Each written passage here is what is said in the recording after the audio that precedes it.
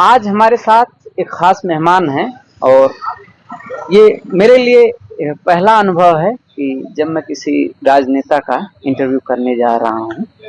और एक अच्छी बात फीलिंग ये है कि राजनेता के साथ साथ मेरे सीनियर भी हैं। जेएनयू में जब हम लोग आए थे 2007 में, तो उस समय एक पोस्टर आते ही मेरे एक पोस्टर से सामना हुआ था।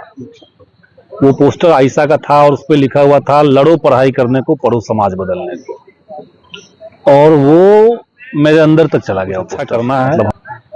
और उसी बीच यहाँ पे जो उस समय जो सीनियर्स थे उनसे बात करते हुए हमें लगा कि छात्र राजनीति करते हुए हम एकेडमिक्स में ज्यादा बेहतर कर सकते हैं, या यहाँ आने के पहले चीजों को रटने का जो आदत था, अब लगा कि नहीं, उसको जुगाली करने का ये वक्त है, चबाने का वक्त है, समझने सीखने की इच्छा से ही छात्र राजनीति में आया। और 2007 में मेरा दाखिला हुआ था और दाखिले के मेरे ख्याल से 1-2 महीने के अंदर मैं एक्टिव हो गया।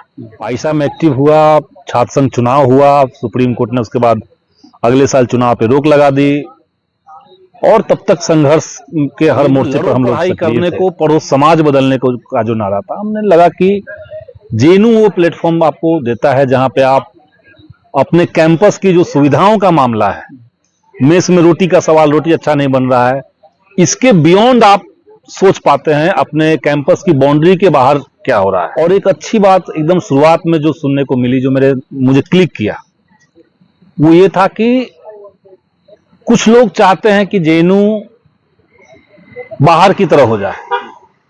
उसी समय फीहाई का एक मूवमेंट चल रहा था जेएनयू में, तो कई लोगों का ये तर्क था, लोगों ने कहा कि भाई जब देश भर में सब जगह फीस बढ़ रहा है तो जेएनयू में भी बढ़ना चाहिए। उसी समय यहाँ का एक लेफ्ट एक्टिविस्ट ने हमें कहा कि वही तो सच्चाई है कि भाई बाहर भी बढ़ रहा है लेकिन यहाँ नहीं बढ़ रहा है। हम चाहते हैं कि जेएनयू के तर्ज पे बाकी देश के यूनिवर्सिटी हो जाए, वहां भी फीस कम हो जाए, और वो लोग चाहते हैं कि उसी की तरह जेएनयू में फीस ज्यादा हो जाए। तो दो नजरियों का मामला, कैंपेन का तजुर्बा था। आप अलग अलग रूम पे जाते हैं, वहां पे किससे क्या सवाल आपको मिल रहा है, उसको कैसे एड्रेस करना है, कैसे उनको अपने कैंपेन के अंदर में ले आना है, ये सारी चीजें काफी मदद की, चीजों को आर्टिकुलेट करने में, कैसे चीजों को समझना चाहिए, कैसे किसी के बात को रिसीव करना चाहिए हो रहा। छात्र राजनीति हमें लगता है कि काफी कुछ दिया। और एक विश्वविद्यालय से हमारा यही उम्मीद होता है कि विश्वविद्यालय ऐसा होना चाहिए जिसके अंदर आप रॉ मटेरियल डाले तो जो आउटपुट निकले वो उसमें क्वालिटी बदलाव हो जाए, क्वालिटी का बदलाव हो जाए। और हमने देखा कि जेएनयू ऐसा जगह है। देहात से हिंदी भी नहीं बोल सकता था, मैं हिंदी नहीं बोलता था जेएनयू आने से पहले।